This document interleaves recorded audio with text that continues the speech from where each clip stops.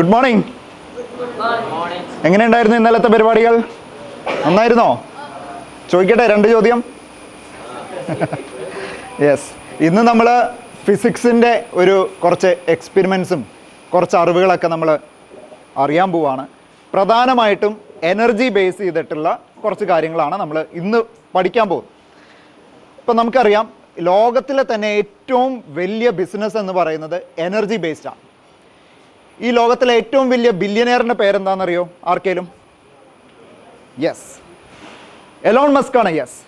ഇനി ഇന്നേ വരെ ലോകത്തിൽ ഒരു ട്രില്യനെയറും ഇന്നേ വരെ വന്നിട്ടില്ല.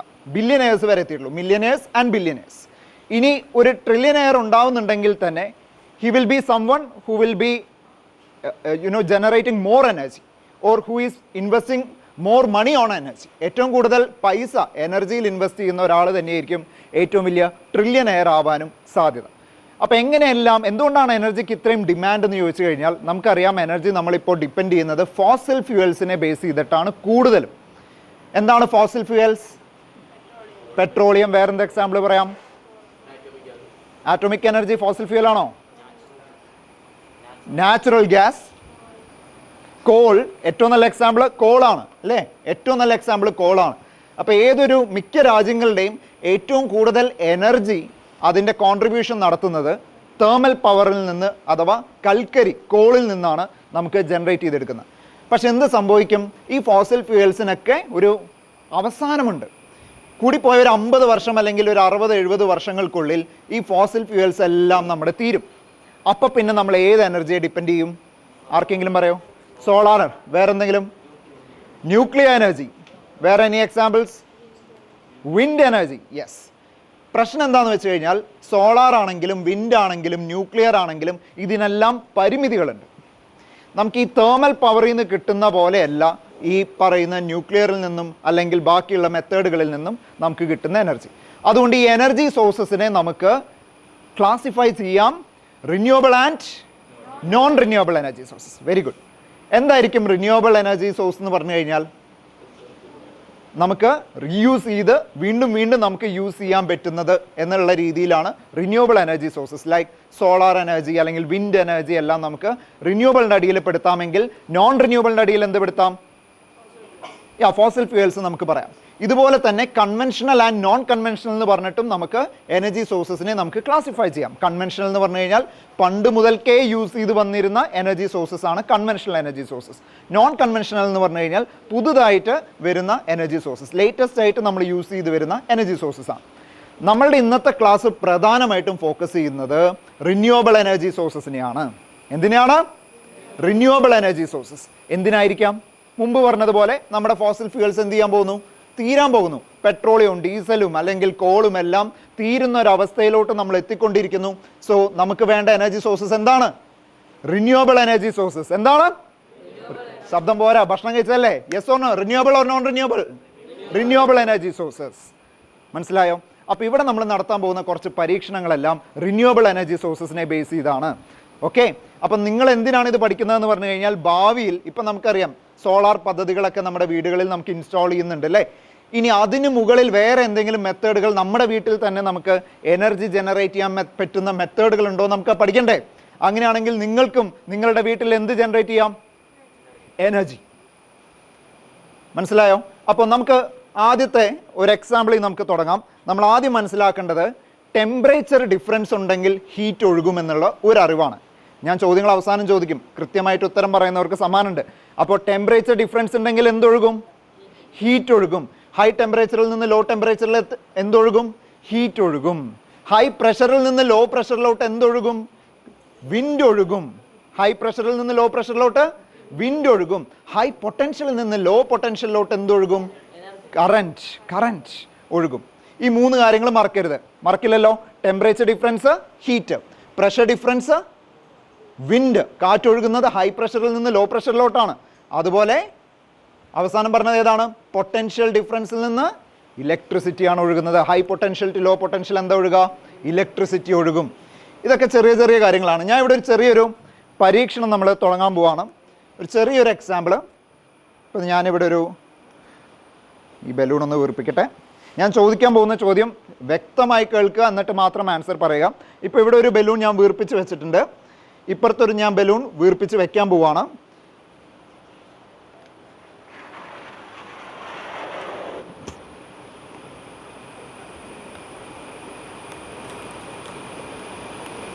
ഓക്കെ, എൻ്റെ ചോദ്യം ഇതാണ്. ഇവിടെ നടുക്കൊരു ടാപ്പ് ഉണ്ട് അല്ലേ, കാണാൻ പറ്റും. ഈ ടാപ്പ് തുറന്നു കഴിഞ്ഞാൽ ഏത് ബലൂൺ വലുതാവും, ഏത് ബലൂൺ ചെറുതാവും? ഇത് വലുതാവും. ഇതാണോ പർപ്പിൾ എന്ന് ഉദ്ദേശിക്കുന്നത് നിങ്ങൾ? ഇത് വലുതാവും, ഇത് ചെറുതാവും. വേറെ ഉത്തരങ്ങളുണ്ടോ ആർക്കെങ്കിലും? സെയിം ആയിരിക്കും എന്ന് പറയുന്നവർ, സെയിം ആയിരിക്കും എന്ന് പറയുന്നവർ എത്ര പേർ? കൈപൊന്തിക്കൂ. സെയിമേ, കുറച്ച് കഴിയുമ്പോൾ സെയിം ആവും എന്ന് പറയുന്നു. ഓക്കെ, പിങ്ക് വലുതാവും. എത്ര പേർ? കൈപൊന്തിക്കൂ. പിങ്ക് വലുതാവും എന്ന് പറയുന്നവർ, പിങ്ക് ചെറുതാവും എന്ന് പറയുന്നവർ. ഓക്കെ, നമുക്ക് നോക്കാം. ഇത് ഞാൻ തുറക്കാൻ പോവാണ്, ഇതിൻ്റെ ടാപ്പ് തുറക്കാൻ പോവാണ്. Let's see what will happen. നിങ്ങൾ നോക്കുക.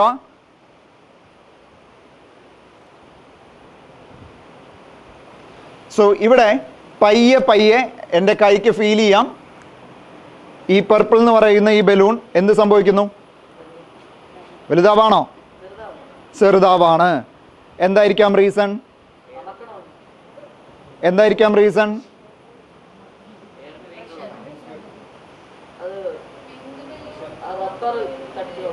അല്ല, പ്രഷർ കൂടുതൽ ഏതിലായിരുന്നു? ഇതിലാണ്, ഇതിലല്ലായിരുന്നു. മനസ്സിലാവുന്നുണ്ടോ? പ്രഷറിന്റെ ഫോർമുല ആർക്കെങ്കിലും അറിയോ? ഇവിടെ ഇരിക്കുന്നവർക്ക് പ്രഷറിന്റെ ഫോർമുല നിങ്ങൾ സ്കൂൾ ക്ലാസ്സുകളിൽ, ചെറിയ ക്ലാസ്സുകളിൽ പഠിച്ചിട്ടില്ല? Force by area. അപ്പോൾ ഏറ്റവും കുറവ് പ്രഷർ ഏതിലായിരുന്നു? ഇതിലായിരുന്നു. കാരണം കൂടുതൽ ഏരിയ ഉണ്ടായിരുന്നു. ശരിയാണോ? കൂടുതൽ ഏരിയ, അത് കാരണം ഫോഴ്സ് എക്സേർട്ട് ചെയ്യുന്നത് എന്തായിരിക്കും? കുറവായിരിക്കും. ഇതിലെങ്ങനെയായിരുന്നു? ഇതിലെങ്ങനെയാണ്? ഇതിലെ ഏരിയ കുറവായിരുന്നു, അപ്പോൾ ഫോഴ്സ് എന്താണ്? കൂടുതലാണ്. അപ്പോൾ പ്രഷർ ഏതിലാ കൂടുതൽ? പർപ്പിൾ. അപ്പോൾ അതിൽ നിന്ന് കാറ്റ് ഏതിലോട്ട് പോകുന്നു? ഈ പിങ്ക് ബലൂണിലോട്ട് പോകുന്നു. അപ്പോൾ ഹൈ പ്രഷറിൽ നിന്ന് ലോ പ്രഷറിലോട്ട് എന്തൊഴുകും? വിൻഡ്. ഐഡിയ കിട്ടിയോ? അപ്പോൾ ഇങ്ങനെ നമുക്ക് ഓരോന്നും നമുക്ക് പരീക്ഷണം നടത്താം. പക്ഷേ ഞാൻ പറഞ്ഞ 3 എക്സാമ്പിളിൽ ഒരു പരീക്ഷണമാണ് നമ്മൾ നടത്തിയത്. വീണ്ടും ടെമ്പറേച്ചർ ഡിഫറൻസ് ആണെങ്കിൽ ഹീറ്റ് ഒഴുകും, പ്രഷർ ഡിഫറൻസ് ആണെങ്കിൽ വിൻഡ് ഒഴുകും, പൊട്ടൻഷ്യൽ ഡിഫറൻസ് ആണെങ്കിൽ കറണ്ട് ഒഴുകും. മറക്കരുത്. ഓക്കെ, സോ ആദ്യത്തെ പരീക്ഷണം നമ്മുടെ കഴിഞ്ഞിരിക്കുകയാണ്. മനസ്സിലായോ? റൈറ്റ്. ഇനി നമ്മൾ ഓരോരോ റിന്യൂവബിൾ എനർജി സോഴ്സസിനെ പരിചയപ്പെടാൻ പോവുകയാണ്. വളരെ കുറച്ച് കാര്യങ്ങളാണ് നമ്മൾ അറിഞ്ഞു പോകാൻ പോകുന്നത്. ഉള്ള സമയം കൊണ്ട്, പരിമിതമായ സമയം കൊണ്ട് കൂടുതൽ അറിവുകൾ. ആദ്യം നമ്മൾ പരിചയപ്പെടാൻ പോകുന്നത് the ultimate source of energy. എന്താണ്? സൺ. Solar energy. സൂര്യനിൽ നിന്നും വരുന്ന വെളിച്ചം നമുക്ക് പല രീതിയിൽ നമുക്കത് കൺവേർട്ട് ചെയ്തെടുക്കാൻ സാധിക്കും. ഓക്കെ, നമ്മൾ ഏറ്റവും കൂടുതൽ നമ്മൾ ഡിപ്പെൻഡ് ചെയ്യുന്നത് സോളാർ പാനലുകളെയാണ്. എന്തിനാണ്? സോളാർ പാനലുകളെയാണ്. ഈ സോളാർ പാനലുകൾ വർക്ക് ചെയ്യുന്നതിന് ഒരു നിയമമുണ്ട്. ആ നിയമത്തിൻ്റെ പേര് ആർക്കെങ്കിലും അറിയോ? സോളാർ പാനൽ വർക്ക് ചെയ്യുന്ന നിയമം photo dash effect. Photo dash effect. Complete ചെയ്യാൻ പറ്റുമോ? ആ വാക്ക് എന്താണ്? Photo voltaic effect. Photovoltaic effect. Photovoltaic effect ഒന്ന് നിങ്ങൾ മനസ്സിലാക്കണം. 1905 Albert Einstein photo electric effect എന്ന് പറയുന്ന പ്രഭാവം എക്സ്പ്ലെയിൻ ചെയ്ത് കൊടുക്കുകയാണ്. ആ എക്സ്പ്ലനേഷൻ 1920 ആൽബർട്ട് ഐൻസ്റ്റൈൻ എന്ത് കിട്ടി? നോബൽ പ്രൈസ് കിട്ടാണ്. ഈ ഫോട്ടോ ഇലക്ട്രിക് ഇഫക്റ്റിൽ നിന്നും വരുന്നതാണ് ഫോട്ടോ വോൾട്ടേക് ഇഫക്റ്റ്. രണ്ട് വ്യത്യാസമേ ഉള്ളൂ. ഫോട്ടോ ഇലക്ട്രിക് ഇഫക്റ്റ് എന്ന് പറഞ്ഞു കഴിഞ്ഞാൽ ഒരു മെറ്റാലിക് പ്ലേറ്റ് വെളിച്ചത്ത് വെക്കുന്നു. ഈ വെളിച്ചം എന്ന് പറഞ്ഞു കഴിഞ്ഞാൽ ലൈറ്റ് എന്ന് പറയുമ്പോൾ നല്ല എനർജറ്റിക് ലൈറ്റ് ആയിരിക്കണം. വന്നിടിച്ചു കഴിഞ്ഞാൽ മെറ്റലിൽ നിന്ന് എന്ത് തെറിച്ചു പോകണം? ഇലക്ട്രോണുകൾ പുറത്തോട്ട് തെറിച്ചു പോകണം. ഇതാണ് ഫോട്ടോ ഇലക്ട്രിക് ഇഫക്റ്റ്. ഇത് കണ്ടുപിടിക്കുന്നത് ഹെർട്സ് ആണ്, ഹെൻറിച്ച് ഹെർട്സ് ആണ്. പക്ഷെ അത് എക്സ്പ്ലെയിൻ ചെയ്യുന്നത് ആരാണ്?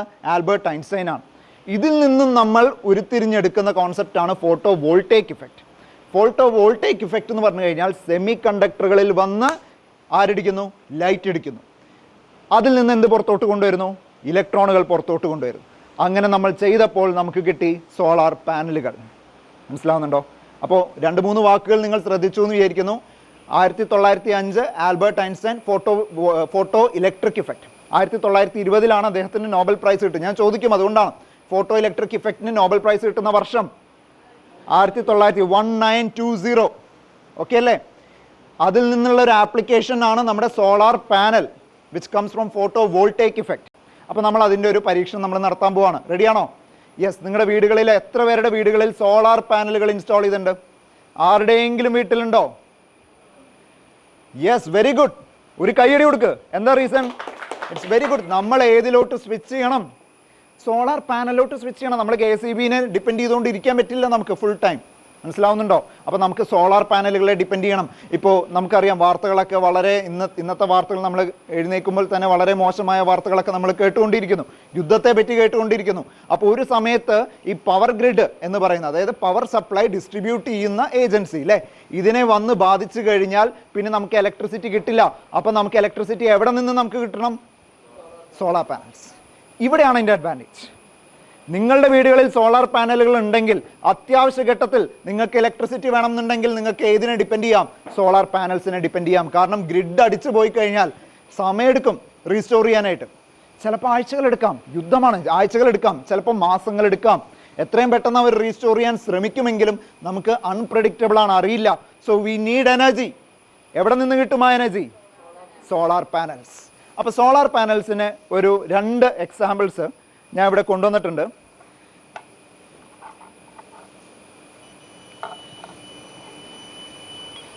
ഇതൊരു 3 വാട്ടിൻ്റെ സോളാർ പാനലാണ്. ശബ്ദം കേൾക്കുന്നുണ്ടോ? ഇത് ഈ ബസറിൽ നിന്ന് വരുന്ന ശബ്ദമാണ്. ഇത് വെളിച്ചത്തോട്ട് കാണിക്കുമ്പോൾ ഇലക്ട്രിസിറ്റി ജനറേറ്റ് ചെയ്യുന്നു. ആ ഇലക്ട്രിസിറ്റി ജനറേറ്റ് ചെയ്ത് ഇതിൽ നിന്ന് പുറത്തോട്ട് വരുന്നു ശബ്ദമായിട്ട്. ബസറിൽ നിന്ന് ശബ്ദമായിട്ട് പുറത്തോട്ട് വരുന്നു. ഇവിടെ ഒരു എനർജി കൺവേർഷൻ സംഭവിക്കുന്നുണ്ട്. ആർക്ക് പറയാം? ലൈറ്റ് എനർജി എന്താക്കുന്നു? ഇലക്ട്രിക്കൽ എന്താക്കുന്നു? Sound energy. ഐഡിയ കിട്ടിയോ? മനസ്സിലാവുണ്ടോ? ഇത് 3 വാട്ടിൻ്റെ സോളാർ പാനലാണ്. കണ്ടോ? 3 വാട്ടിൻ്റെ സോളാർ പാനൽ. അപ്പോൾ ഇത്തരം ഒരു സോളാർ പാനൽ ഉണ്ടെങ്കിൽ നിങ്ങളുടെ മൊബൈൽ ഫോൺ നിങ്ങൾക്ക് എന്ത് ചെയ്യാം? ചാർജ് ചെയ്യാം. കറണ്ട് ഇല്ല, വീട്ടിൽ കറണ്ട് ഇല്ല, എന്ത് ചെയ്യും? സോളാർ പാനൽ ഉണ്ടെങ്കിൽ അതിൻ്റെ ഒരു സർക്യൂട്ടും ഉണ്ടെങ്കിൽ നിങ്ങൾക്ക് നിങ്ങളുടെ ഫോൺ ചാർജ് ചെയ്യാം. അത്യാവശ്യ സമയത്ത് നമുക്ക് എന്ത് ചെയ്യാൻ പറ്റും? ഇപ്പോൾ നിങ്ങളൊരു ടൂർ പോവാണ്, പിക്നിക്ക് പോവാണ്, അവിടെ ഇലക്ട്രിസിറ്റി ഇല്ലെങ്കിൽ അല്ലേ, മലയോര പ്രദേശങ്ങളിൽ നിങ്ങൾക്ക് ഇലക്ട്രിസിറ്റി ഇല്ലെങ്കിൽ എന്ത് ചെയ്യാം? ഈ സോളാർ പാനൽ ഉണ്ടെങ്കിൽ നേരെ വെയിലത്ത് വെക്കുക.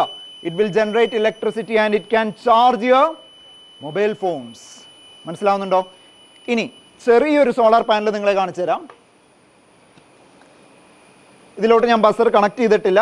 സെയിം പ്രിൻസിപ്പിളാണ്. ഇത് ചെറിയൊരു സോളാർ പാനലാണ്. ഇതൊരു 1 വാട്ടിൻ്റെ താഴെയാണ് ഇത് ജനറേറ്റ് ചെയ്യുന്ന പവർ. മനസ്സിലാവുന്നുണ്ടോ? അപ്പോൾ അത്യാവശ്യ സന്ദർഭങ്ങളിൽ നിങ്ങൾക്ക് വാട്ടേജ് മാറ്റിയിട്ട്, സോളാർ പാനലിൻ്റെ വാട്ടേജ് മാറ്റിയിട്ട് നിങ്ങളുടെ ആവശ്യം എന്താണോ അതിനനുസരിച്ചുള്ള പാനൽ ഉണ്ടെങ്കിൽ നിങ്ങൾക്ക് ആ ആപ്ലിക്കേഷൻ നടന്നു കിട്ടും. മനസ്സിലാവുന്നുണ്ടോ? ഐഡിയ കിട്ടിയില്ലേ? അപ്പം നല്ലൊരു സാധനമാണ് ഇലക്ട്രിസിറ്റി ജനറേറ്റ് ചെയ്യാൻ സോളാർ പാനലുകൾ. പക്ഷേ ഇവനൊരു പ്രശ്നമുണ്ട്. There are disadvantages also. Advantages മാത്രം നമ്മൾ പറഞ്ഞു പോയാൽ ശരിയാവില്ല. ഡിസഡ്വാൻറ്റേജസ് ഉണ്ട്. ആർക്കെങ്കിലും ഈ സോളാർ പാനലുകൾ വെച്ച് ഇലക്ട്രിസിറ്റി ജനറേറ്റ് ചെയ്യുന്നതിൻ്റെ ഡിസഡ്വാൻറ്റേജ് ആർക്കെങ്കിലും ഒരെണ്ണം? എക്സ്പെൻസീവ് ആണ്. ഓക്കെ. സ്പേസ് വേണം. ഓക്കെ. വേറെ എന്തെങ്കിലും? കറണ്ട് ജനറേറ്റ് ചെയ്യുന്നത് വളരെ കുറവാണ്. Very good. വേറെ എന്തെങ്കിലും? എന്ത് വേണം? സൺലൈറ്റ് വേണം. മനസ്സിലാവുന്നുണ്ടോ? അപ്പോൾ രാവിലെ ആണെങ്കിൽ നടക്കുന്നു, രാത്രിയാണെങ്കിൽ നടക്കോ? ഇല്ല. ടോർച്ച് അടിച്ചുകൊണ്ടിരിക്കണം. വല്ല ഗുണമുണ്ടോ? ഇല്ല. അങ്ങനെ ചെയ്തിട്ട് കാര്യമില്ല. അതാണ്. അപ്പോൾ നമുക്ക് അതിനുള്ള സൊല്യൂഷൻസ് ഉണ്ട്. മനസ്സിലാവുന്നുണ്ടോ? രാവിലെ ജനറേറ്റ് ചെയ്യുന്ന ഇലക്ട്രിസിറ്റി നമുക്ക് എന്ത് ചെയ്യാം? സ്റ്റോർ ചെയ്ത് വെക്കാം. ഏതിൽ? ബാറ്ററികളിൽ സ്റ്റോർ ചെയ്ത് വെക്കാം. പക്ഷേ ഇതിൻ്റെ എഫിഷ്യൻസി എന്ന് പറയുന്നത് വളരെ പുവറാണ്. ഒരു 12 മുതൽ 25% വരെ മാത്രമാണ് എന്ത് ഇതിൻ്റെ എഫിഷ്യൻസി വരുന്നത്. മനസ്സിലാവുന്നുണ്ടോ? 12 മുതൽ 12 to 25. 12 to 25 എന്തിൻ്റെ എഫിഷ്യൻസി? സോളാർ പാനലിൻ്റെ എഫിഷ്യൻസി. ഇനി ക്ലൗഡ് ഉണ്ടെങ്കിലോ നടക്കോ? ഇല്ല. മഴയുണ്ടെങ്കിലോ ബുദ്ധിമുട്ടാണ്. അപ്പോൾ നിങ്ങൾക്ക് വേണ്ടത് വെളിച്ചമാണ്. അപ്പോൾ വെളിച്ചമുള്ള സമയത്ത് എന്ത് വർക്ക് ചെയ്യുള്ളൂ? സോളാർ പാനൽസ് വർക്ക് ചെയ്യുള്ളൂ. ഓക്കെ. ഇനി ഈ സോളാർ പാനലിൽ വന്നിടിക്കുന്ന വെളിച്ചം എന്ന് പറയുന്നത് വിസിബിൾ ലൈറ്റ് ആണ്. നമ്മൾ ഇലക്ട്രിസിറ്റി ആയിട്ട് കൺവേർട്ട് ചെയ്യാനായിട്ട് യൂസ് ചെയ്യുന്നത്. വെളിച്ചം എന്ന് പറഞ്ഞു കഴിഞ്ഞാൽ വിസിബിൾ ലൈറ്റ് മാത്രമാണോ? അല്ല. വേറെ ഏതെങ്കിലും വെളിച്ചം പേരറിയോ? Ultraviolet. Excellent. Gamma rays. Very good. വേറെ എന്തെങ്കിലും? ഇൻഫ്രാറെഡ്. പോരട്ടെ പേരുകൾ പോരട്ടെ. എക്സ്റേ. വണ്ടർഫുൾ. പിന്നെ റേഡിയോ വേവുകൾ, മൈക്രോവേവുകൾ. മനസ്സിലാവുന്നുണ്ടോ?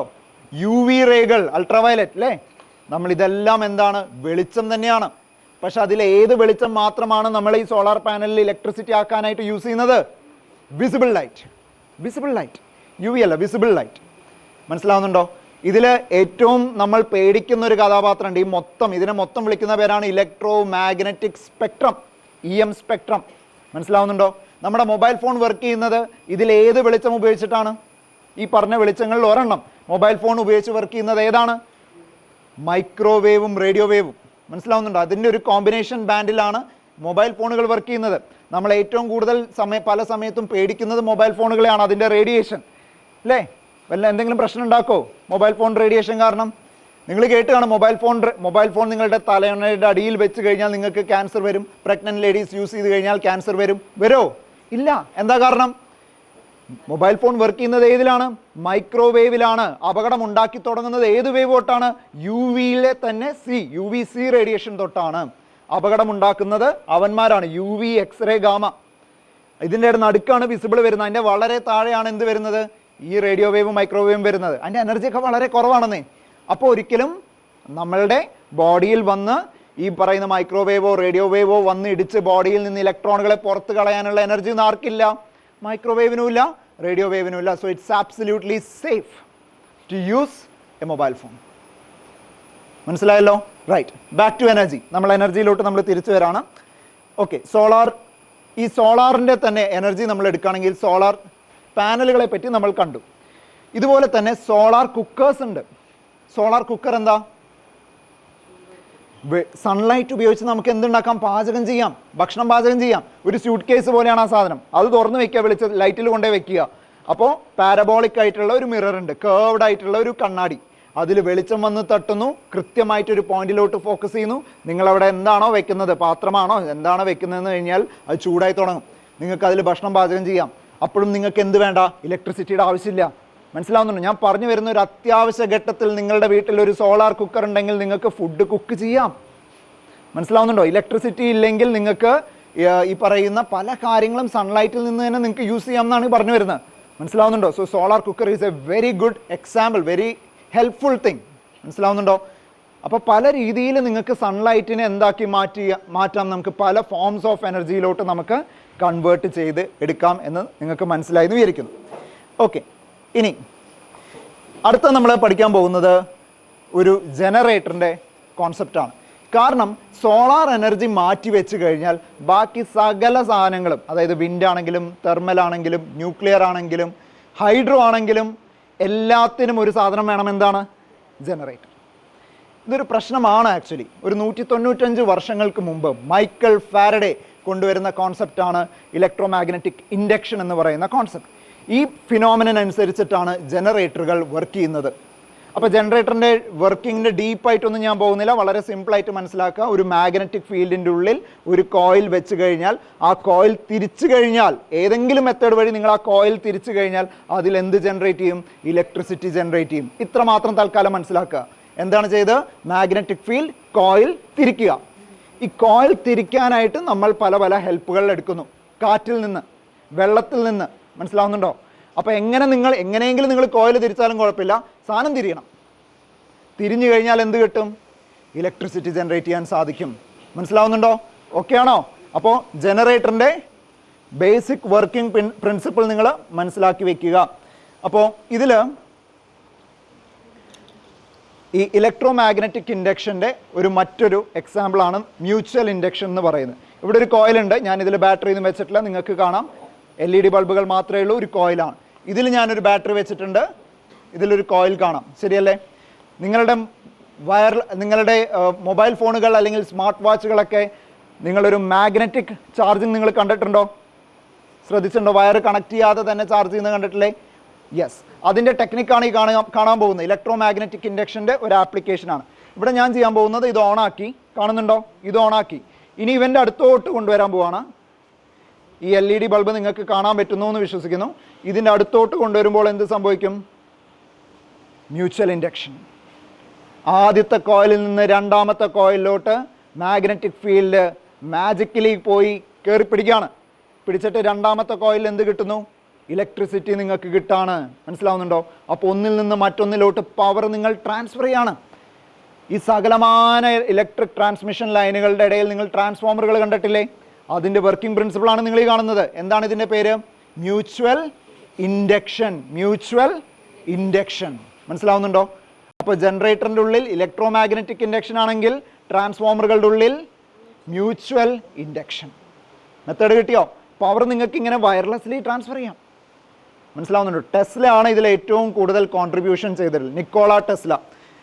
അദ്ദേഹത്തിൻ്റെ കഥകളിൽ നമ്മൾ കേട്ട് കഴിഞ്ഞാൽ അദ്ദേഹത്തിൻ്റെ മരണസമയത്ത് അദ്ദേഹത്തിൻ്റെ പുസ്തകത്തിൽ എഴുതിയിരിക്കുന്ന പ്രകാരം USA-യിൽ നിന്നും ഓസ്ട്രേലിയയിലോട്ട് വയർലെസ് ആയിട്ട് പവർ ട്രാൻസ്ഫർ ചെയ്യുന്നതിനെ പറ്റി എഴുതിയിരുന്നു എന്ന് പറയുന്നു.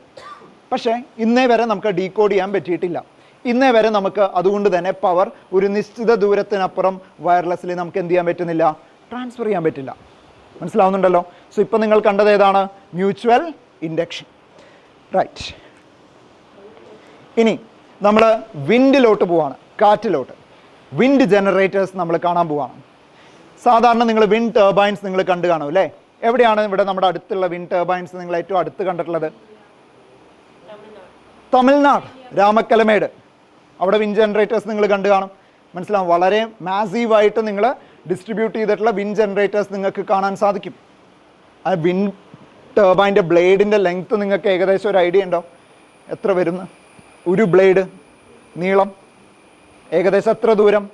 ഏകദേശം ഒരു 100 മീറ്ററോളം വരും. ഏറ്റവും വലിയ വിൻഡ് ടർബൈൻസ് ഒക്കെയാണ് 100 മീറ്റർ ഒറ്റ ടർബൈൻ്റെ ഒരു ബ്ലേഡിൻ്റെ ലെങ്ത്ത്. അപ്പോൾ മൊത്തം ഡയാമീറ്റർ എന്ന് പറയുമ്പോൾ 100 + 100 എത്ര വരും? ഏകദേശം 200 മീറ്ററോളം ഒരു വലിയ വിൻഡ് ടർബൈൻ്റെ മൊത്തം ഡയാമീറ്റർ വരും. അതിൻ്റെ ചെറിയൊരു എക്സാമ്പിളാണ് ഞാൻ ഇവിടെ കൊണ്ടുവന്നിട്ടുള്ളത്. ഇതൊരു ചെറിയൊരു വിൻഡ് ടർബൈൻ്റെ മാതൃകയാണ്. ഇതിൻ്റെ ബ്ലേഡ് ഇങ്ങനെയല്ല. വിൻഡ് ടർബൈൻ്റെ ബ്ലേഡ്സ് ഞാൻ വേറെ കൊണ്ടുവന്നിട്ടുണ്ട്. പക്ഷേ ഇത് ഫിറ്റ് ചെയ്യുമ്പോഴാണ് നമുക്ക് തൽക്കാലം ഇവിടെ കണക്ട് ചെയ്തിട്ടുള്ള ഒരു LED നിങ്ങൾക്ക് അല്ലെങ്കിൽ ഓൺ ചെയ്യാൻ പറ്റുന്നത്. അതുകൊണ്ട് മാത്രം ഞാൻ ഈ ബ്ലേഡ് ഫിറ്റ് ചെയ്തിട്ടുണ്ട്. നമ്മൾ എന്ത് ചെയ്യും? ഇതിലോട്ട് കാറ്റടിക്കും. കാറ്റടിച്ച് കഴിഞ്ഞാൽ എന്ത് സംഭവിക്കും? ഇവൻ തിരിയും. തിരിഞ്ഞു കഴിഞ്ഞാൽ എന്ത് ജനറേറ്റ് ചെയ്യണം? ഇലക്ട്രിസിറ്റി ജനറേറ്റ് ചെയ്യണം. റെഡിയല്ലേ മോനെ? വാ, ഇത് പിടിച്ചോ. ഇത് പിടിച്ചാൽ മതി, ബാക്കി ഞാൻ ചെയ്തോളാം. മുറുക്ക് പിടിച്ചോ.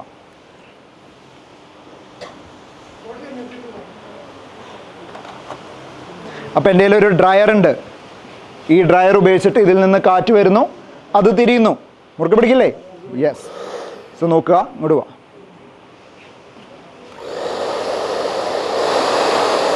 ബൾബ് കത്തുന്ന കാണുന്നുണ്ടോ? സ്പീഡ് കുറഞ്ഞു കഴിഞ്ഞാൽ പ്രകാശം കുറയും. കണ്ടോ?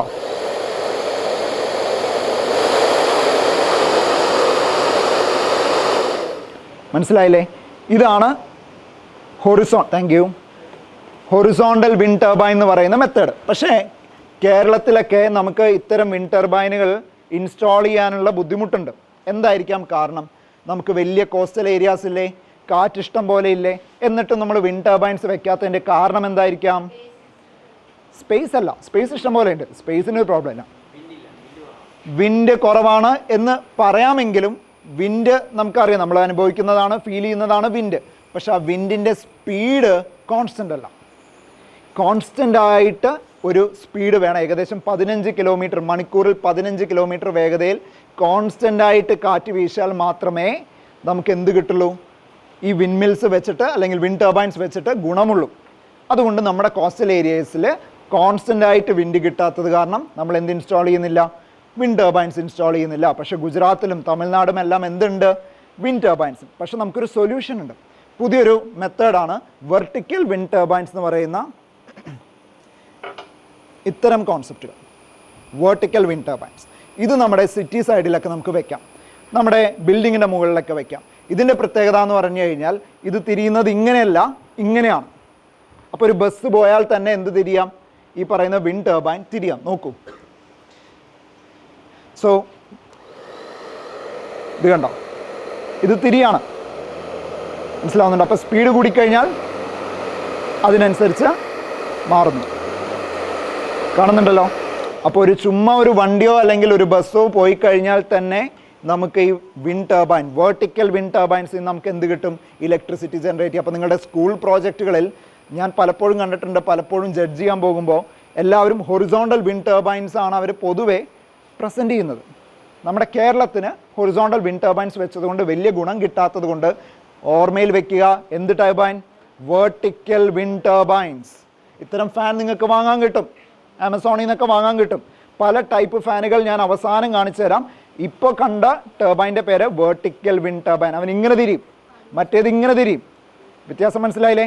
സോ വിൻഡ് ടർബൈൻസ് രണ്ടെണ്ണമാണ് നമ്മൾ കാണിച്ചത്. ഓക്കെ, ഇനി ഇതിൻ്റെ ഒരു പ്രശ്നം എന്ന് പറഞ്ഞു കഴിഞ്ഞാൽ വലിയ ടർബൈനൊക്കെ ആകുമ്പോൾ ഒരു പ്രോബ്ലം ഉണ്ട്. പയ്യല്ലേ തിരിയുള്ളൂ.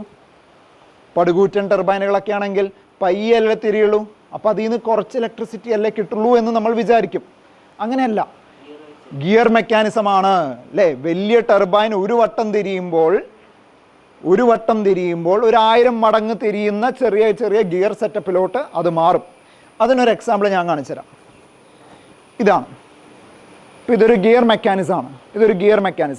അപ്പോൾ ഇവനിവിടെ ഒരു വട്ടം തിരിയുമ്പോൾ അതിനനുസരിച്ച് ഇവൻ ഒന്നിൽ കൂടുതൽ വട്ടം തിരിയുന്നു. മനസ്സിലാവുന്നുണ്ടോ? കോൺസെപ്റ്റ് കിട്ടുന്നില്ലേ? അപ്പോൾ ഇത് ഒരു വട്ടം തിരിയുമ്പോൾ അതിനനുസരിച്ച് ഒന്നിനേക്കാൾ കൂടുതൽ വട്ടം ഇവിടെ തിരിയുമ്പോൾ നമുക്ക് അതിനനുസരിച്ചുള്ള ഇലക്ട്രിസിറ്റി നമുക്ക് കിട്ടും.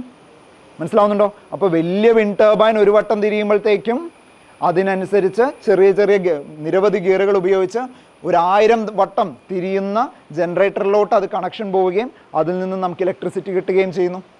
അതിനനുസരിച്ചുള്ള കാറ്റ് വേണം. കോൺസ്റ്റൻ്റ് ആയിട്ടുള്ള എന്ത് വേണം? കാറ്റ് വേണം, വിൻഡ് വേണം. മനസ്സിലാവുന്നുണ്ടല്ലോ? അപ്പോൾ വിൻഡ് ടർബൈൻ മാത്രം മനസ്സിലാക്കിയാൽ പോരാ, അതിൻ്റെ ഒപ്പം എന്ത് മനസ്സിലാക്കണം? Gear mechanism. എന്താണ് ഗിയർ മെക്കാനിസം? വാക്കുകളൊന്നും മറക്കരുത്, ചോദ്യം വരും അവസാനം. അപ്പോൾ ഗിയർ മെക്കാനിസമാണ് നമ്മൾ എന്ത് ചെയ്യുന്നത്? ഒരു വട്ടം തിരിച്ചതിൽ നിന്ന് 1000 മടങ്ങാക്കി മാറ്റുന്നത്. എന്ത് മെത്തേഡാണ്? ഗിയർ മെക്കാനിസമാണ്. മറക്കോ? ഇല്ല. Very good, right. ഇനി കാറ്റിൽ നിന്നും ഇലക്ട്രിസിറ്റി ജനറേറ്റ് ചെയ്ത് കഴിഞ്ഞാൽ അടുത്തത് എന്താണ്? വെള്ളത്തിൽ നിന്നും ഇലക്ട്രിസിറ്റി ജനറേറ്റ് ചെയ്യാൻ നമ്മൾ പോവാണ്. ഹൈഡ്രോ. ഇപ്പോൾ ഈ നമ്മൾ ഇനി കാണുന്ന 2-3 മെത്തേഡുകൾ, വിൻഡ് ആണെങ്കിലും ഹൈഡ്രോ ആണെങ്കിലും തെർമലൊക്കെ ആണെങ്കിലും, ഞാൻ ഒന്ന് പറഞ്ഞു, അതിൻ്റെ അവസാനം എന്ത് തന്നെയാണ്? ജനറേറ്റർ തന്നെയാണ്. ഇവൻ തിരിയണം, ഇത്രയേ ഉള്ളൂ അല്ലേ? അപ്പോൾ വിൻഡ് നമ്മൾ ഹൈഡ്രോന് വേണ്ടിയിട്ട് ഒരു ടർബൈൻ ഞാൻ വെച്ചിട്ടുണ്ട്. അടുക്കളയിലെ സ്പൂണാണ് അല്ലേ? സിമ്പിളായിട്ട് നോക്കിക്കഴിഞ്ഞാൽ ഇത് അടുക്കളയിൽ നമ്മൾ ഉപയോഗിക്കുന്ന സ്പൂണാണ്. ഇത്തരം കപ്പ് മെക്കാനിസം തന്നെയാണ് നമ്മൾ ശരിക്കും ഇലക്ട്രിസിറ്റി ജനറേറ്റ് ചെയ്യാൻ യൂസ് ചെയ്യുന്നത്. ഇടുക്കിയിലെല്ലാം നമ്മുടെ ഏറ്റവും കൂടുതൽ ഇലക്ട്രിസിറ്റി ജനറേറ്റ് ചെയ്യുന്നത് ഇടുക്കിയിലാണ്, ഇടുക്കി പവർ പ്ലാന്റിലാണ്. അവിടെ ഇത്തരം കപ്പ് മെക്കാനിസമാണ്. അപ്പം നമ്മൾ എന്ത് ചെയ്യണം? വെള്ളം ഇതിലോട്ട് അടിക്കണം, ശരിയല്ലേ? വെള്ളം അടിച്ചു കഴിഞ്ഞാൽ എന്ത് ചെയ്യും? അവൻ തിരിഞ്ഞു കഴിഞ്ഞാൽ ഈ ജനറേറ്ററിൽ നിന്ന് എന്ത് കിട്ടും? ഇലക്ട്രിസിറ്റി കിട്ടും. അപ്പോൾ വെള്ളം ഒന്നും നമുക്ക് തെറിപ്പിച്ച് നോക്കിയാലോ? റെഡിയാണോ? യെസ്. ആരാണ് സഹായിക്കാൻ വരുന്നത്? മോൻ വരൂ, ഇത് പിടിച്ചാൽ മതി. നമ്മൾ എന്താ ചെയ്യാൻ പോകുന്നത്? ഈ സാധനത്തിലോട്ട് എന്ത് ചെയ്യാൻ പോവാണ്? വെള്ളം പമ്പ് ചെയ്യാൻ പോവാണ്. സോ വെള്ളം നല്ല ഫോഴ്സിലിടിക്കണ്ടേ? വെള്ളം നല്ല ഫോഴ്സിലിടിച്ചാലേ അവൻ തിരിയുള്ളൂ. തിരിയുന്ന സ്പീഡിനനുസരിച്ച് നമുക്ക് എന്ത് കിട്ടുള്ളൂ? ഇലക്ട്രിസിറ്റി കിട്ടുള്ളൂ. അപ്പോൾ നമുക്കിത് പമ്പ് ചെയ്യണം. മനസ്സിലാവുന്നുണ്ടോ? സോ ഇതാണ് പമ്പ് ചെയ്യുന്ന മെക്കാനിസം. റെഡിയല്ലേ? നോക്കിക്കോളൂ.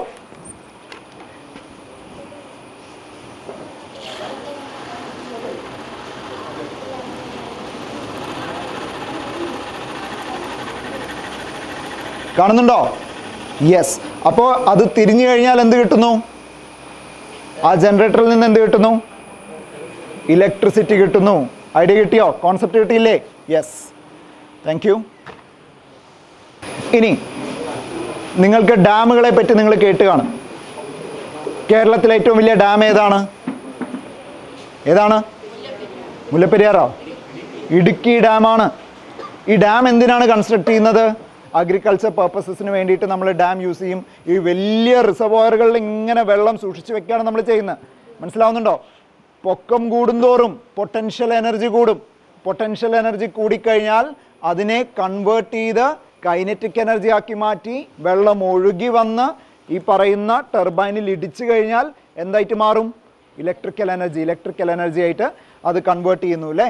അപ്പോൾ ഏറ്റവും കൂടുതൽ ഉയരമുണ്ടെങ്കിൽ അതിനനുസരിച്ച് കൂടുതൽ നമുക്ക് ഇലക്ട്രിസിറ്റി ജനറേറ്റ് ചെയ്തെടുക്കാൻ സാധിക്കുന്നു. മനസ്സിലാവുന്നുണ്ടോ? മെക്കാനിസം മനസ്സിലായോ?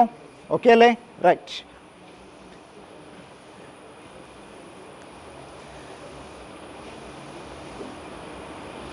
ഇനി ഇതുപോലെ വെള്ളം ഉപയോഗിച്ച് തന്നെ നമുക്ക് ഇലക്ട്രിസിറ്റി ജനറേറ്റ് ചെയ്യാൻ പറ്റുന്ന പല മറ്റ് മെത്തേഡുകളാണ്.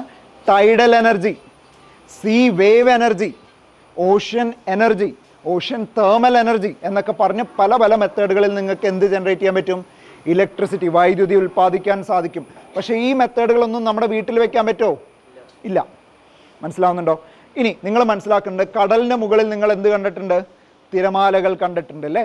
ഈ തിരമാലകൾ മുകളിലോട്ട് പൊന്തിയും താഴ്ന്നും നമ്മൾ പോകുന്നത് കണ്ടിട്ടുണ്ട്. അതെങ്ങനെയാണ് ഈ തിരമാലകൾ വരുന്നത്? കാറ്റ് കാരണം അല്ലേ?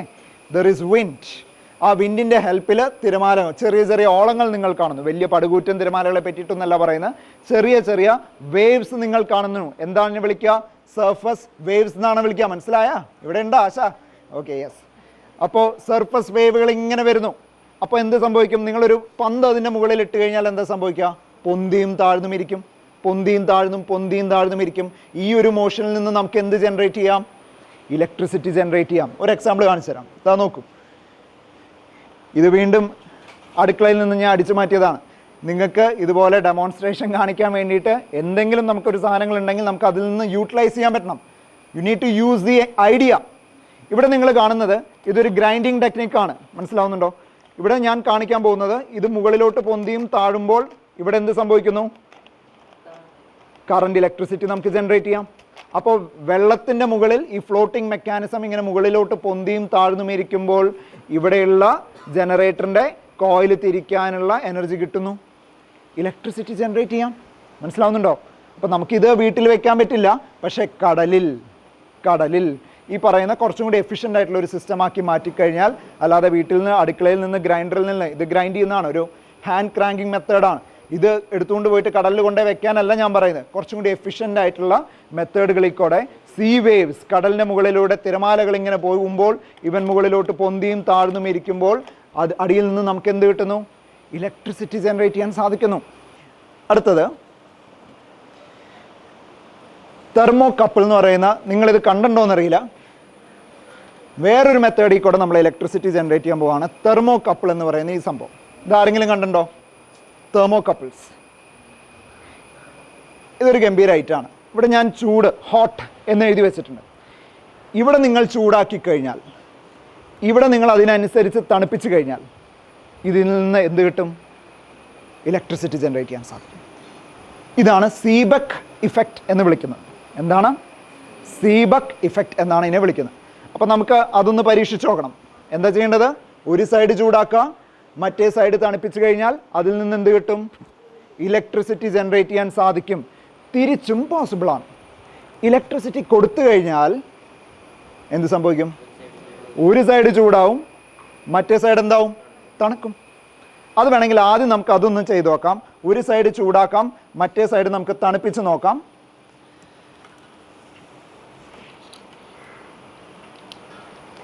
അപ്പം അതിനു വേണ്ടി ഞാൻ യൂസ് ചെയ്യുന്നത് ഒരു ബാറ്ററിയാണ്. നിങ്ങൾ ആകെ ചെയ്യേണ്ടതെന്ന് പറഞ്ഞു കഴിഞ്ഞാൽ, നിങ്ങളൊന്ന് തൊട്ട് നോക്കുക, ഒരു സൈഡ് ചൂടാവുന്നുണ്ടോ മറ്റേ സൈഡ് തണുക്കുന്നുണ്ടോ എന്ന് തൊട്ട് നോക്കുക. ചുമ്മാ ഒന്ന് തൊട്ട് വയ്ക്കാൻ മതി, പേടിക്കണ്ട. ഉണ്ടോ? ഫീൽ ചെയ്യുന്നുണ്ടോ? എല്ലാവരുടെ അടുത്തോട്ടും എത്താൻ പറ്റില്ല, വേണമെങ്കിൽ ക്ലാസ് കഴിഞ്ഞിട്ട് ഞാൻ കാണിച്ചു തരാം. കാണുന്നില്ലേ? അപ്പോൾ ഈ മെക്കാനിസം ആദ്യം സീബക്കാണ് ആദ്യം ഇതിൽ ഒരു സൈഡ് ചൂടാക്കുക, മറ്റേ സൈഡ് തണുപ്പിച്ച് കഴിഞ്ഞാൽ ഇലക്ട്രിസിറ്റി ഉണ്ടാക്കാമെന്ന് പറഞ്ഞത് സീബക്കാണ് പറഞ്ഞത്. അപ്പോൾ പെൽറ്റിയർ എന്ന് പറയുന്ന ഒരു ആശാൻ വിചാരിച്ചു അത് കൊള്ളാലോ, എന്നാൽ പിന്നെ തിരിച്ചിട്ട് കഴിഞ്ഞാൽ ഇലക്ട്രിസിറ്റി കൊടുത്തു കഴിഞ്ഞാൽ ഒരു സൈഡ് ചൂടാക്കാനും ഒരു സൈഡ് തണുപ്പിക്കാനും പറ്റുമെങ്കിൽ അദ്ദേഹത്തിൻ്റെ പ്രിൻസിപ്പിൾ ഇറക്കി, പെൽറ്റിയർ ഇഫക്റ്റ്. മനസ്സിലാവുന്നുണ്ടോ? സീബക്ക് ഇഫക്റ്റ് വന്നു കഴിഞ്ഞതിന് ശേഷമാണ് എന്ത് വന്നത്? പെൽറ്റിയർ ഇഫക്റ്റ് എന്ന് പറയുന്ന ഒരു കോൺസെപ്റ്റ് വരുന്നത്. അങ്ങനെ ഇതിനെ വിളിക്കുന്നു പെൽറ്റിയർ യൂണിറ്റ് എന്ന് വിളിക്കുന്നു. മനസ്സിലാവുന്നുണ്ടോ? ലാപ്ടോപ്പിലുകളൊക്കെ നമുക്ക് ചിലപ്പോൾ തണുപ്പിക്കാൻ വേണ്ടിയിട്ട് നമ്മൾ യൂസ് ചെയ്യുന്ന ഒരു ടെക്നിക്കും കൂടിയാണ്. മനസ്സിലാവുന്നുണ്ട്? ലാപ്ടോപ്പ് വളരെയധികം ചൂടാകുമ്പോൾ നമ്മൾ ഇലക്ട്രിസിറ്റി ഇതിലോട്ട് കൊടുത്ത് ഒരു സൈഡ് ചൂടാക്കും, മറ്റേ സൈഡ് തണുപ്പിക്കും. ഈ തണുപ്പിക്കുന്ന സ്ഥലത്തായിരിക്കും നമ്മുടെ ഈ പറയുന്ന പ്രോസസ്സറും ബാക്കി കാര്യങ്ങളെല്ലാം നമ്മൾ വെക്കുക. എന്നിട്ട് ഈ ചൂട് നമ്മൾ ഒരു കൂളിംഗ് ഫാൻ ഉപയോഗിച്ച് നമ്മൾ പുറന്തള്ളും. മനസ്സിലാവുന്നുണ്ടോ? അപ്പോൾ ഇതാണെന്ത്? Peltier unit. പെൽറ്റിയർ ഇഫക്റ്റ് പ്രകാരം നിങ്ങൾക്ക് ഇലക്ട്രിസിറ്റി കൊടുത്തു കഴിഞ്ഞാൽ ഒരു സൈഡ് ചൂടാക്കാം, മറ്റേ സൈഡ് തണുപ്പിക്കാം. അപ്പോൾ ഇതിൻ്റെ പേരെന്തായിരുന്നു? ഒന്നെങ്കിൽ പെൽറ്റിയർ യൂണിറ്റ് എന്ന് വിളിക്കാം, അല്ലെങ്കിൽ തെർമോകപ്പിൾ എന്ന് വിളിക്കാം. ഇത് വർക്ക് ചെയ്യുന്ന പ്രിൻസിപ്പിൾ സീബക്ക് ഇഫക്റ്റ് ആണ്. അതായത് ഇലക്ട്രിസിറ്റി ജനറേറ്റ് ചെയ്യാനാണെങ്കിൽ ഏത് പ്രിൻസിപ്പിളാണ്? സീബക്ക് ഇഫക്റ്റ് ആണ്. ഇലക്ട്രിസിറ്റി കൊടുത്തിട്ട് ചൂടും തണുപ്പാണെങ്കിൽ വേണ്ടതെങ്കിൽ ഏതാണ്? പെൽറ്റിയർ ഇഫക്റ്റ് ആണ്. മനസ്സിലാവുന്നുണ്ടല്ലോ? ഓക്കെ. അപ്പോൾ ഇതാണ് എന്താ ഇതിൻ്റെ പേര്? തെർമോകപ്പിൾ. റൈറ്റ്. ഇനി നമ്മൾ മനസ്സിലാക്കേണ്ട മറ്റൊരു പോയിൻ്റാണ് അറ്റോമിക് എനർജി. അറ്റോമിക് എനർജിയിൽ നിന്ന് നിങ്ങൾക്ക് എന്ത് ജനറേറ്റ് ചെയ്യാം? ഇലക്ട്രിസിറ്റി ജനറേറ്റ് ചെയ്യാൻ സാധിക്കും. ആറ്റോമിക് എനർജി എന്ന് പറയുമ്പോൾ ന്യൂക്ലിയർ പവർ പ്ലാന്റുകളാണ് നമ്മളവിടെ യൂസ് ചെയ്യുന്നത്. കോൾ ആണെങ്കിൽ തെർമൽ പവർ പ്ലാന്റ്സ് ആണ്, വിൻഡ് ആണെങ്കിൽ വിൻഡ് ടർബൈൻസ് ആണ്. ഇതെല്ലാം നമ്മൾ പഠിച്ചു വന്നു. ഇനി ആറ്റോമിക് എനർജി എന്ന് പറഞ്ഞു കഴിഞ്ഞാൽ ഏതാണ് നമ്മൾ യൂസ് ചെയ്യുന്നത്? ന്യൂക്ലിയർ പവർ പ്ലാന്റ്സ് ആണ്. ന്യൂക്ലിയർ പവർ പ്ലാന്റിൻ്റെ ഉള്ളിൽ ഒരു റിയാക്ഷൻ നടക്കുന്നു. അതിൻ്റെ പേര് നിങ്ങൾക്കറിയോ? എന്ത് പ്രോസസ്സിലൂടെയാണ് നമ്മൾ എനർജി ജനറേറ്റ് ചെയ്യുന്നത്? ന്യൂക്ലിയർ ഫിഷൻ പ്രോസസ്സിലൂടെയാണ്. സൂര്യനിൽ എന്ത് എനർജി അല്ലെങ്കിൽ എന്ത് പ്രോസസ്സാണ്? ന്യൂക്ലിയർ ഫ്യൂഷൻ പ്രോസസ്സാണ്. നമ്മുടെ ഇവിടെയുള്ള എല്ലാ ന്യൂക്ലിയർ പവർ പ്ലാന്റുകളും ഇപ്പോൾ ന്യൂക്ലിയർ ഫിഷൻ പ്രോസസ്സിലാണ് തൽക്കാലം എനർജി ജനറേറ്റ് ചെയ്തുകൊണ്ടിരിക്കുന്നത്. കമേഴ്ഷ്യലി എനർജി ജനറേറ്റ് ചെയ്യുന്നത് ന്യൂക്ലിയർ ഫിഷൻ പ്രോസസ്സാണ്. റിസർച്ച് ലെവലിൽ ന്യൂക്ലിയർ ഫ്യൂഷൻ പ്രോസസ്സ് നമ്മൾ ചെയ്തു തുടങ്ങിയെങ്കിലും കമേഴ്ഷ്യലി നമുക്ക് ഇലക്ട്രിസിറ്റി ജനറേറ്റ് ചെയ്യാനൊന്നും സാധിച്ചിട്ടില്ല. മനസ്സിലാവുന്നുണ്ടോ? അപ്പോൾ ന്യൂക്ലിയർ ഫിഷൻ പ്രോസസ്സാണ് നമ്മളവിടെ യൂസ് ചെയ്യുന്നത്. ഇത്രയേ ഉള്ളൂ നിങ്ങൾ മനസ്സിലാക്കേണ്ടത്.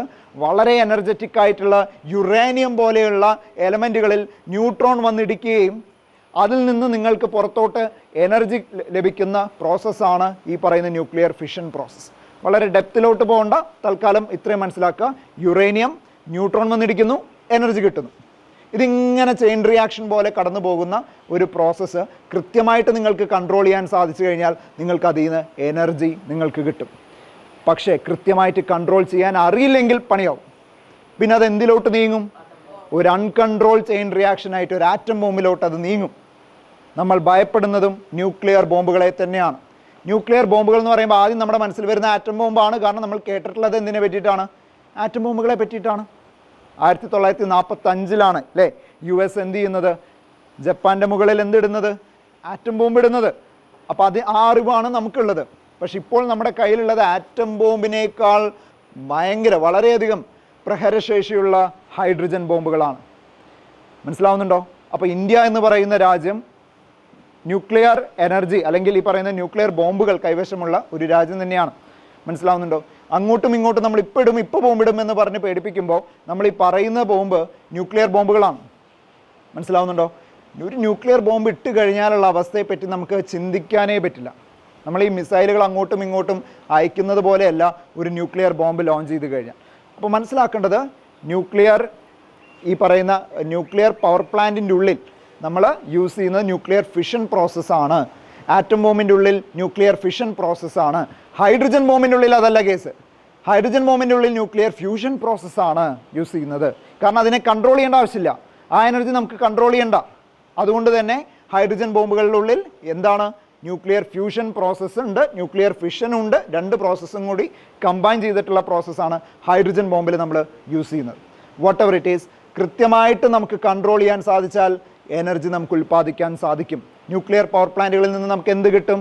എനർജി കിട്ടും. അൺഫോർച്ചുനേറ്റ്ലി നമ്മുടെ ന്യൂക്ലിയർ പവർ പ്ലാന്റുകളിലെല്ലാം 2% അല്ലെങ്കിൽ ഒരു 3% മാക്സിമം എനർജി നമുക്ക് ഉൽപ്പാദിപ്പിക്കാൻ സാധിക്കുന്നുള്ളൂ. മനസ്സിലാവുന്നുണ്ടോ? ഇത് ഏത് സമവാക്യത്തിനനുസരിച്ചിട്ടാണ് ഇതെല്ലാം വർക്ക് ചെയ്യുന്നത്? Famous equation of Albert Einstein. Albert ഐൻസ്റ്റൈൻ്റെ ഏറ്റവും ഫേമസ് ആയിട്ടുള്ള ഇക്വേഷൻ നിങ്ങൾ അഡ്വർടൈസ്മെൻറ്റ്സിലൊക്കെ കണ്ടു കാണും. E=mc². ഏതാണ്?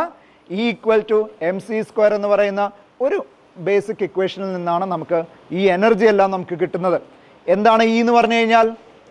എനർജി. M എന്താണ്? മാസ്. C എന്താണ്? വെളിച്ചത്തിൻ്റെ വേഗത. എത്രയാണത്? ലൈറ്റ് സ്പീഡ് എത്രയാണ്? 3 × 10⁸ മീറ്റർ/സെക്കൻഡ്. ഒരു സെക്കൻഡിൽ 3 ലക്ഷം കിലോമീറ്റർ. അത്രയും വേഗത്തിൽ. അതാണ് വേഗത, വെളിച്ചത്തിൻ്റെ വേഗത. അപ്പോൾ ഏതൊരു സാധനം ഉണ്ടെങ്കിലും, ഫോർ എക്സാമ്പിൾ ഇതൊരു മാഗ്നറ്റാണ്. ഇതിനൊരു 1/4 കിലോ ഭാരമുണ്ടെന്ന് വിചാരിക്കാം. 250 grams ഭാരമുണ്ടെന്ന് വിചാരിക്കുക. എങ്കിൽ ഇതിൻ്റെ ഈക്വാലൻ്റ് എനർജി നിങ്ങൾക്ക് കണ്ടുപിടിക്കാൻ ഭയങ്കര സിമ്പിളാണ്. ഏത് ഫോർമുലയിൽ ഇട്ട് കൊടുത്താൽ മതി? E=mc² ഇട്ട് കൊടുക്കുക. പക്ഷെ പ്രശ്നം അതല്ല, നമുക്ക് ഇവനെ എങ്ങനെ എനർജി ആക്കി മാറ്റാം എന്നുള്ള മെത്തേഡ് നമ്മുടെ കയ്യിലില്ല. ന്യൂക്ലിയർ ഫിഷൻ പ്രോസസ്സ് വഴി നമുക്ക് ഒരു കുറച്ച് അല്ലെങ്കിൽ 2% എനർജി കിട്ടുമെങ്കിലും ബാക്കി 98% നിങ്ങൾക്ക് എനർജി ആയി കിട്ടുന്നില്ല. അതിൽ വേസ്റ്റ് പ്രോഡക്ട്സ് ആയി മാറുന്നു എന്നുള്ളതാണ്. ഇന്നേ വരെ നമ്മുടെ കയ്യിൽ ഒരു മാജിക് മെഷീൻ ഇല്ല 100% എന്താക്കി മാറ്റാൻ? എനർജി ആക്കി മാറ്റാൻ. ഇമാജിൻ അങ്ങനെ ഒരു മാജിക് മെഷീൻ ഉണ്ടെന്ന് വിചാരിക്കുക. അതിൻ്റെ ഉള്ളിലോട്ട് 1 കിലോഗ്രാം ഭാരമുള്ള ഒരു സാധനം ഇട്ട് കഴിഞ്ഞാൽ അപ്പുറത്ത് നിങ്ങൾക്ക് പ്യുവർ എനർജി മാത്രം കിട്ടുള്ളൂ എങ്കിൽ 1 kg mass into velocity of light സ്ക്വയറാണ്. 3 × 10⁸ സ്ക്വയർ, അതെത്ര കിട്ടും? 3 × 10⁸ സ്ക്വയർ ചെയ്ത് കഴിഞ്ഞാൽ 9 × 10⁻16 ജൂൾസ്. അത്ര മാത്രം എനർജി കിട്ടും. ഇന്ത്യയെ മൊത്തം പവറപ്പ് ചെയ്യാൻ അത്ര മാത്രം മതി. മനസ്സിലാവുന്നുണ്ടോ? അങ്ങനെ ഒരു മാജിക് മെഷീൻ നിങ്ങൾ കണ്ടുപിടിക്കൂ. ഇഷ്ടംപോലെ എല്ലാവരും പറയുന്നതാണ് പിള്ളേർ, സാറേ എല്ലാ ആൾക്കാരും കണ്ടുപിടിച്ചു, ഞങ്ങൾക്ക് കണ്ടുപിടിക്കാൻ ബാക്കിയൊന്നും വെച്ചിട്ടില്ല. നിങ്ങളിത് കണ്ടുപിടിക്കൂ. Why not? മനസ്സിലാവുന്നുണ്ടോ? വേണ്ട 100% ഒന്നും മാറ്റണ്ട, ഒരു 50% അല്ലെങ്കിൽ ഒരു 10% എനർജി ആക്കി മാറ്റി തരൂ. അത്രയും യൂസ്ഫുൾ ആണ്. പിന്നെ അല്ലേ നമുക്ക് അത്രയും എനർജി നമുക്ക് ജനറേറ്റ് ചെയ്യാൻ സാധിക്കുമെന്ന് മനസ്സിലാക്കാം. ഓക്കെ, ഇനി പല രീതിയിൽ നമ്മൾ എനർജി ജനറേറ്റ് ചെയ്യാൻ പഠിച്ചു. ഇനി മറ്റൊരു മെത്തേഡാണ് പ്രഷർ. പ്രഷറിൽ നിന്ന് നിങ്ങൾക്ക് എന്ത് മാറ്റാം? ഇലക്ട്രിസിറ്റി ജനറേറ്റ് ചെയ്യാൻ സാധിക്കും. നിങ്ങൾ ഇമാജിൻ ഒരു ഡിസ്കോ അല്ലെങ്കിൽ ഒരു ഡിസ്കോത്തിക്കിൽ നിങ്ങൾ പോവാണ്. നിങ്ങൾ അവിടെ കേട്ടെന്ന് തുള്ളാണ്, അല്ലെങ്കിൽ പൂരപ്പറമ്പിലെ നമ്മൾ കേട്ടെന്ന് തുള്ളാണ്. ഈ പൂരപ്പറമ്പിലെ മൈതാനത്തിൽ മുഴുവൻ ഒരു പെർട്ടിക്കുലർ ക്രിസ്റ്റൽസ് നമ്മൾ യൂസ് ചെയ്തു എന്ന് വിചാരിക്കാം, പീസോ ക്രിസ്റ്റൽസ്. നിങ്ങൾ ഇതിന് മുകളിൽ കിടന്നാണ് തുള്ളുന്നതെങ്കിൽ എന്ത് സംഭവിക്കും? You get energy. മനസ്സിലാവുന്നുണ്ടോ? കാണുന്നുണ്ടോ LED ചെറുതായിട്ട് ബ്ലിങ്ക് ചെയ്യുന്നത്? ഇത് നോക്കൂ, കാണുന്നില്ലേ? അപ്പോൾ ഇതിന് മുകളിൽ നിങ്ങൾ ഇങ്ങനെ കിടന്ന് ചാടിക്കഴിഞ്ഞാൽ നിങ്ങൾക്ക് ഇതിൽ നിന്ന് എന്ത് കിട്ടും? ഇലക്ട്രിസിറ്റി ജനറേറ്റ് ചെയ്യാൻ സാധിക്കും അല്ലേ? നമ്മുടെ കേരളത്തിലെ ഇഷ്ടം പോലെ കുണ്ടും കുഴിയുമുള്ള റോഡുകളാണ് അല്ലേ? ഇവിടെയൊക്കെ കൊണ്ട് ഈ സാധനങ്ങൾ വെച്ച് കൊടുക്കുക, അല്ലെങ്കിൽ ഹമ്പുകളിലെല്ലാം അല്ലേ വണ്ടികൾ ഇങ്ങനെ വരുന്നു, ടോൾ ഗേറ്റിൻ്റെ അവിടെ ഒരു ഹമ്പ് വരുന്നു, അവിടെ നിങ്ങൾ ഈ ക്രിസ്റ്റൽസ് അങ്ങോട്ട് നിരത്തി വെച്ച് കഴിഞ്ഞാൽ കാർ അതിൻ്റെ മുകളിലൂടെ പോകുമ്പോൾ എന്ത് ജനറേറ്റ് ചെയ്യും? ഇലക്ട്രിസിറ്റി ജനറേറ്റ് ചെയ്യും. Piezo crystals, pressure energy to electric energy. മനസ്സിലാവുന്നുണ്ടോ? ഇപ്പം എന്തെല്ലാം മെത്തേഡ്സ് നമ്മൾ കണ്ടു അല്ലേ? എന്ത് ജനറേറ്റ് ചെയ്യാൻ? ഇലക്ട്രിസിറ്റി ജനറേറ്റ് ചെയ്യാൻ. എല്ലാം നമ്മുടെ റിന്യൂവബിൾ എനർജി സോഴ്സസ് വഴിയാണ്. ഐഡിയ കിട്ടുന്നുണ്ടോ? അപ്പോൾ നിങ്ങളെല്ലാവരും കൂടി ഇമാജിൻ, ഏതെങ്കിലും ഒരു സ്ഥലത്ത് നിങ്ങൾ ഡാൻസ് ചെയ്യുമ്പോൾ അതിൻ്റെ മുകളിൽ, അല്ലെങ്കിൽ ഒരു ഈ പീസോ ക്രിസ്റ്റൽസിന് മുകളിലാണ് നിങ്ങൾ ചെയ്യുന്നതെങ്കിൽ അവിടെ നിന്ന് ഇലക്ട്രിസിറ്റി ജനറേറ്റ് ചെയ്യാം. അത്തരം നിരവധി സ്ഥലങ്ങളുണ്ട്. യൂറോപ്പിലും US-ലെല്ലാം നിരവധി സ്ഥലങ്ങൾ ഇങ്ങനെയുണ്ട്. ഈ പറയുന്ന ഡിസ്കോ സ്ഥലങ്ങളിൽ നമ്മൾ പോയി കഴിഞ്ഞാൽ അവിടെ കളർഫുൾ ആയിട്ടുള്ള ലൈറ്റ്സ് ഗ്ലോ ചെയ്യുന്നത് ഇതിന് മുകളിൽ ചാടുമ്പോഴാണ്.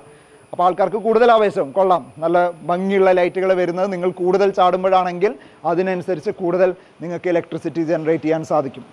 ഇത്രയും മനസ്സിലായോ? ഓക്കെ ആണോ? യെസ്. ഇനി മനസ്സിലാക്കേണ്ടത് എനർജി ജനറേഷൻ ഇപ്പോൾ നിങ്ങൾക്ക് അറിയില്ല എന്ന് വിചാരിക്കാം. At least you can save energy. ഇതാണ് മോസ്റ്റ് ഇമ്പോർട്ടൻറ്റ് പോയിന്റ്. ഇപ്പം നമ്മളെല്ലാവരും ഈ പറയുന്ന ഇലക്ട്രിക്കൽ എഞ്ചിനീയേഴ്സൊന്നും ആവണം നിർബന്ധമൊന്നുമില്ല, ഇലക്ട്രോണിക്സ് എഞ്ചിനീയേഴ്സ് ആവണം നിർബന്ധമൊന്നുമില്ല. ഞാൻ ബേസിക്കലി ഒരു ഇലക്ട്രിക്കൽ എഞ്ചിനീയറാണ് എന്ന് വെച്ചിട്ട് നമുക്ക് എല്ലാവർക്കും എനർജി ജനറേറ്റ് ചെയ്യാനുള്ള മെത്തേഡുകളെ പറ്റി അറിയണം എന്നില്ല.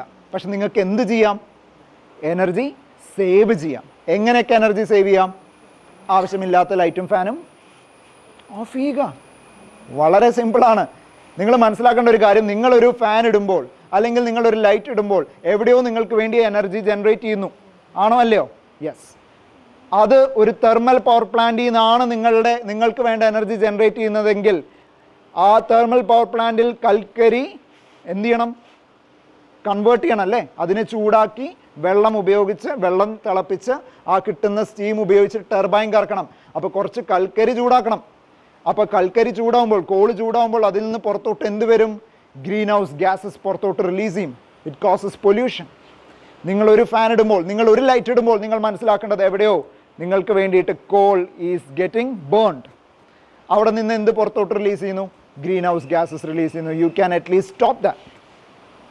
Or you can depend upon renewable sources of energy. ഇപ്പം നമുക്ക് പലതരത്തിൽ നമുക്ക് എന്ത് ചെയ്യാം? എനർജി സേവ് ചെയ്യാൻ പഠിക്കാം. ആർട്ടിഫിഷ്യൽ ഇൻ്റലിജൻസിൻ്റെ കാലഘട്ടമാണ് അല്ലേ? നമ്മളിപ്പോൾ എല്ലായിടത്തും AI എന്നുള്ള വാക്ക് വളരെയധികം കേൾക്കുന്നുണ്ട്. അതുപോലെ തന്നെ IoT, ഇൻ്റർനെറ്റ് ഓഫ് തിങ്സ് എന്ന വാക്ക് നിങ്ങൾ കേട്ട് കാണും. ഹോം ഓട്ടോമേഷൻ എന്ന വാക്ക് നിങ്ങൾ കേട്ട് കാണും. അതായത് നിങ്ങളുടെ പഠനമുറിയിൽ നിങ്ങൾ പഠിച്ചുകൊണ്ടിരിക്കുന്നു, നിങ്ങളുടെ പഠിത്തം കഴിഞ്ഞു, നിങ്ങൾ ആ മുറിയിൽ നിന്ന് ഇറങ്ങുമ്പോൾ നമ്മൾ എന്തോ ഓഫ് ചെയ്യാൻ മറക്കും? ലൈറ്റും ഫാനും ചിലപ്പോൾ ഓഫ് ചെയ്യാൻ മറക്കും. ഓട്ടോമാറ്റിക്കലി ഓഫ് ആയാലോ? മനസ്സിലാവുന്നുണ്ടോ? ഇനി നിങ്ങൾ വീട്ടിൽ നിന്ന് പുറത്തോട്ട് ഇറങ്ങുന്നു, നിങ്ങൾ കാർ ഓടിച്ചു പോവാണ്. അപ്പോഴാണ് ആലോചിച്ചത്, അയ്യോ എൻ്റെ മുറിയിലെ ലൈറ്റും ഫാനും ഓഫാക്കിയോ ഓണാക്കിയോ? നിങ്ങൾക്ക് മൊബൈൽ വഴി നിങ്ങൾക്കത് എന്ത് ചെയ്യാം? അത് കൺട്രോൾ ചെയ്യാം. മനസ്സിലാവുന്നുണ്ടോ? ഇത്തരം ഹോം ഓട്ടോമേഷൻ സിസ്റ്റംസ് നമുക്കുണ്ടെങ്കിൽ വീണ്ടും നിങ്ങൾക്ക് എന്ത് സേവ് ചെയ്യാം? എനർജി സേവ് ചെയ്യാം. Yes or no? അപ്പോൾ ഇലക്ട്രിസിറ്റി ഉണ്ടാക്കാൻ അറിയില്ലെങ്കിലും നിങ്ങൾക്ക് എന്ത് ചെയ്താൽ മതി? സേവ് ചെയ്താൽ മതി. ലാപ്ടോപ്പ് ഉപയോഗിച്ച് നിങ്ങൾക്ക് ലൈറ്റ് ഓൺ ആക്കാനും ഫാൻ ഓൺ ആക്കാനും പറ്റുമെങ്കിൽ അതിൽ നിന്ന് നിങ്ങൾ മനസ്സിലാക്കേണ്ടത് മൊബൈൽ ഫോൺ ഉപയോഗിച്ചും എന്ത് ചെയ്യാം, ഇതെല്ലാം ചെയ്യാൻ സാധിക്കുമെന്നാണ്. മനസ്സിലാവുന്നുണ്ടോ? ഇപ്പം ഞാൻ ലാപ്ടോപ്പിൽ ഒരു നമ്പർ നിൽക്കുമ്പോൾ എന്ത് സംഭവിക്കാൻ പോവാണ്? ഒന്ന് നോക്കിക്കോളൂ. ഈ ശബ്ദം കേൾക്കുന്നുണ്ടോ? ഇത് ലാപ്ടോപ്പ് ഉപയോഗിച്ച് ഞാനൊരു ബസർ ഓൺ ആക്കി കാണിച്ചതാണ്. മനസ്സിലാവുന്നുണ്ടോ? ഇനി അതെന്ത് ചെയ്യാം, എനിക്ക് അത് ഓഫ് ചെയ്യാനും പറ്റുന്നു. ഓഫായി. ഇനി ഇതിലൊരു ഫാൻ കണക്ട് ചെയ്തിട്ടുണ്ട്. ആ ഫാൻ നിങ്ങൾക്ക് കാണാൻ പറ്റുന്നുണ്ടോ എന്നറിയില്ല. അവിടെ നിന്ന് കാണുന്നുണ്ടോ? റൈറ്റ്. എന്ത് സംഭവിക്കുന്നു? ഇത് രണ്ടും ഓണാക്കാം, അല്ലെങ്കിൽ ഒന്ന് മാത്രമായിട്ട് ഓണാക്കാം. കമ്പ്യൂട്ടർ ഉപയോഗിച്ച് തന്നെ നമുക്കിതെല്ലാം അഡ്ജസ്റ്റ് ചെയ്യാൻ സാധിക്കും. അപ്പോൾ എനർജി ജനറേറ്റ് ചെയ്താൽ മാത്രം പോരാ, എന്തും അറിയണം. എനർജി സേവ് ചെയ്യാനായിട്ടും നിങ്ങൾ പഠിക്കണം എന്നുള്ളതാണ്. എനർജി സേവിങ് മെത്തേഡ് പല മെത്തേഡുകളുണ്ട്. ഇതിലേത് വേണമെങ്കിലും നിങ്ങൾക്ക് യൂസ് ചെയ്യാം. മനസ്സിലാവുന്നുണ്ടോ?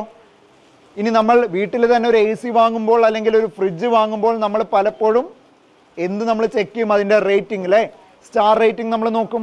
സ്റ്റാർ റേറ്റിംഗ് അനുസരിച്ച് നിങ്ങൾക്ക് എത്രമാത്രം എനർജി അത് കൺസ്യൂം ചെയ്യും എന്നുള്ളതിനെ പറ്റി ഒരറിവ് നിങ്ങൾക്ക് കിട്ടും, ചെറിയൊരു അറിവ് നിങ്ങൾക്ക് കിട്ടും.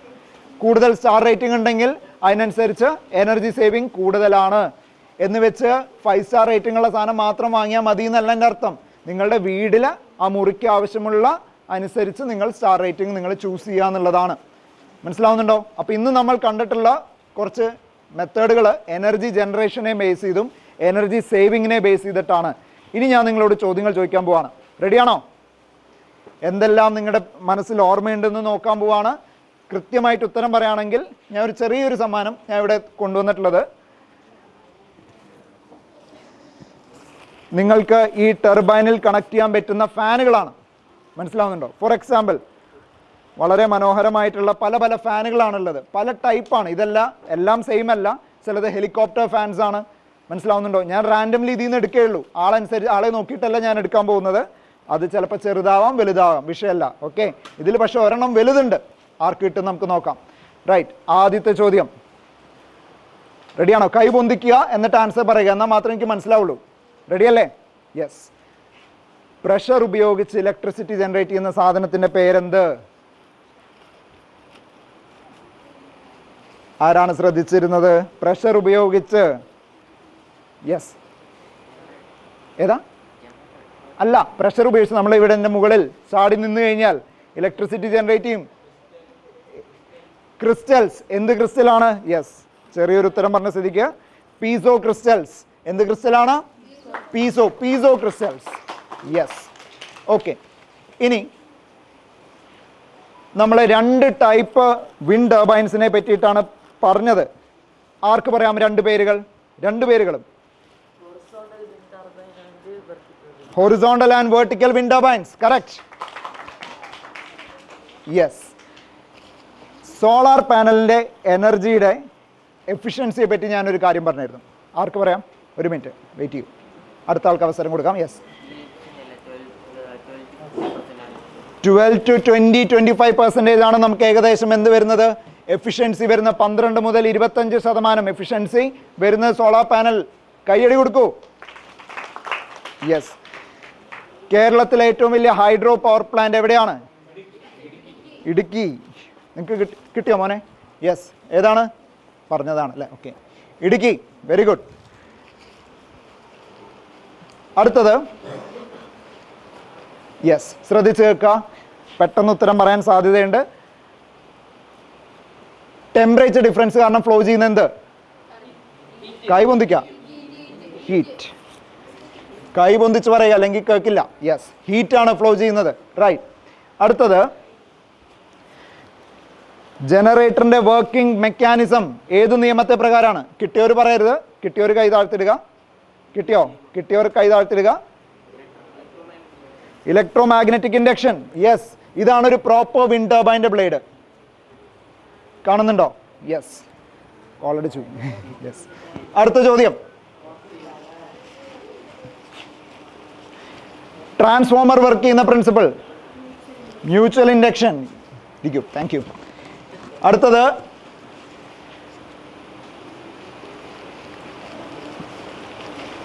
വിൻഡ് ടർബൈൻ മാത്രം പോരാ, അതിൻ്റെ കൂടെ ഒന്നും കൂടി വേണമെന്ന് പറഞ്ഞിരുന്നു. വിൻഡ് ടർബൈൻ മാത്രമല്ല, ജനറേറ്റർ അല്ല, ഒന്നിൽ നിന്ന്. ആരാണ് പറഞ്ഞത്? ആ യെസ്, ഇരിക്കട്ടെ, വലിയ ആൾക്ക് വലുത് തന്നെ ഇരുന്നോട്ടെ. ഗിയർ മെക്കാനിസം കറക്റ്റാണ്. അടുത്തത്, ഏതെങ്കിലും ഒരു മെത്തേഡ് ഇലക്ട്രിസിറ്റി സേവ് ചെയ്യാനായിട്ട് പറഞ്ഞവർ പറയരുത്, കിട്ടിയവർ പറയരുത്. ഓട്ടോമേഷൻ. യെസ്, ഓട്ടോമേഷൻ കറക്റ്റാണ്. ഇനി എൻ്റെ കയ്യിലിരിക്കുന്ന സോളാർ പാനലിൻ്റെ വാട്ടേജ് ഞാൻ പറഞ്ഞിരുന്നു. ആർക്കറിയാം? കൈ പൊന്തിക്കാം.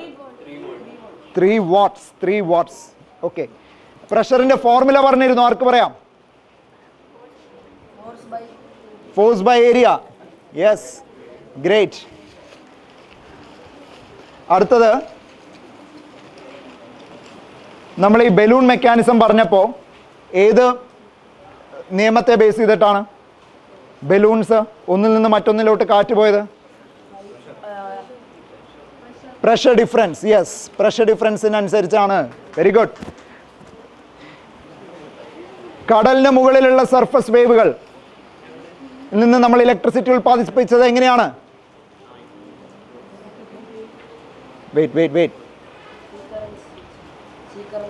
സീ കറൻസ് ഉപയോഗിച്ചിട്ട് നമ്മൾ എന്ത് ചെയ്തു? ഒരു ഫ്ലോട്ടിംഗ് മെക്കാനിസം ഉപയോഗിച്ച് നമ്മൾ എന്ത് ചെയ്തു? ഇലക്ട്രിസിറ്റി ജനറേറ്റ് ചെയ്തു. Yes or no? യെസ്. ഇനി ഫൈനൽ 2 ക്വസ്റ്റ്യൻസ്. ഇതിൽ ഹെലികോപ്റ്റർ ബ്ലേഡ് ഇതുവരെ തന്നിട്ടില്ല. യെസ്. ചോദ്യം ആർക്കെങ്കിലും, നിങ്ങൾക്ക് ആർക്കെങ്കിലും ചോദിക്കാനുണ്ടോ?